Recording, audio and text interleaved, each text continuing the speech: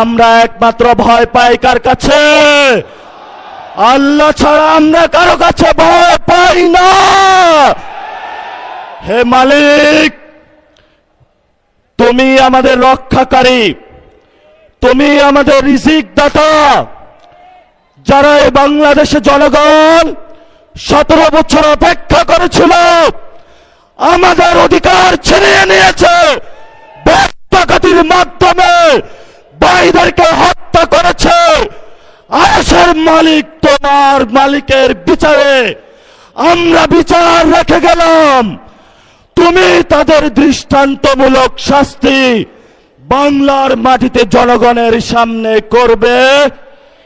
আমরা আজকে তোমার মসজিদের সামনে বিচার রেখে গেলাম। বাংলাদেশের মানুষ হতাশ হবেন না। লা তাহজান ইন্নাল্লাহা মানা, আল্লাহ আমাদের সাথে আছেন, শক্তিমান, ভয় নাই, জয় করব আমরা ইনশাআল্লাহ দ্বিগুণ হয়ে পার্লামেন্টে।